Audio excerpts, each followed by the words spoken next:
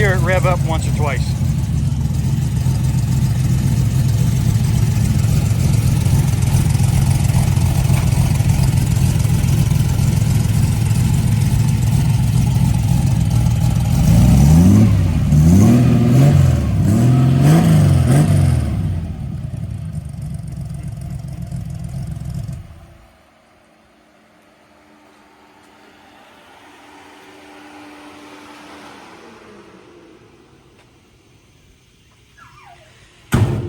All right, Mr. Jim Stone, so what's the latest on this? It's been a long time.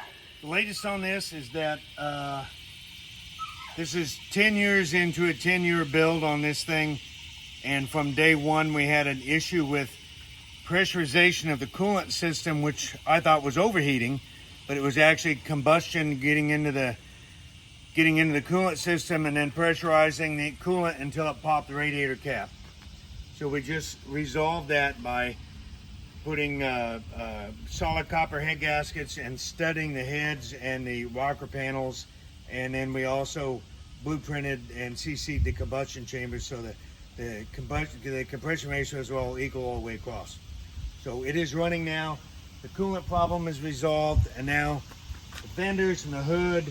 We have a Mack truck radiator in here now, which can be made smaller now. Probably a little overkill. So, which is overkill. So we should be able to cut 2 feet or so off the front end. We have running temperature of about 160, 170 degrees on 160 thermostats. Also, in the process of finding out the other stuff, the external oil pump, when the guys that set the motor up originally, they were under-driving the oil pump to the motor. And I've changed the pulleys out on that, and so we're overdriving the oil, or we're one-to-one driving the oil pump now. So we have, 75 pounds of oil at idle, and the engine just likes it a lot better. We switched over to the full zinc 2050 GTX. Motor likes it a lot. So last road trip, we actually averaged 10.1 miles per gallon at a little better than 85. So that's probably as good as it's going to be. At like 1,500 RPM. In double overdrive. So, everything else is good. Now that we've got the coolant under control, we can put the 2 lines back on the AC when we shorten the hood, reinstall the hood, reinstall the fenders, and finally finish out the interior. So all the window glasses for the car are already cut sitting inside. I've already made all the electric regulators and all of the U-channels around the doors. So now we can close it up and have a real car and actually have heat and AC. Hey, let's take a look. You popped the trunk briefly. I don't think we've really talked about it much in the past. What have you got going on back here? The engine is carrying 2 alternators. The large one that runs the motor, the smaller alternator is off a John Deere tractor. It's a little 60 amp alternator that runs directly to the second battery to a 4,000 watt inverter, which then powers a microwave. I have a 1-cup coffee maker and a margarita maker that goes on the shows.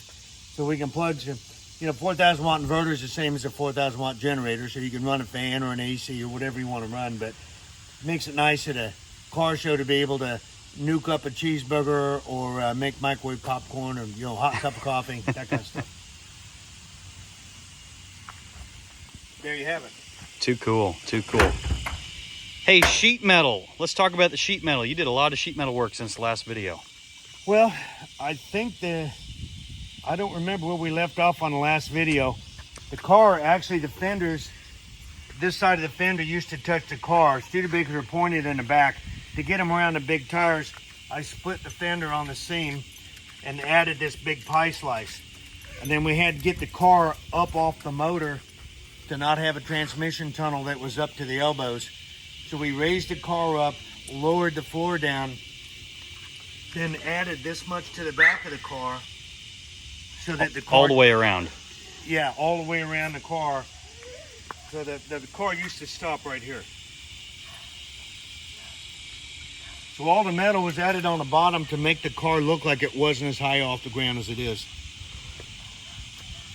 I got some old driving lights. These driving lights are from a GM 4-light system when you could get amber halogen snow lights is what they used to call them. So these are backups on a switch, and when you turn them on, it'll light up 100 yards behind you amber. So it's plenty good for turning around. That's about it. That's the latest. 10 years in. And how many miles do you have on it now? I have 11,000 street miles on it.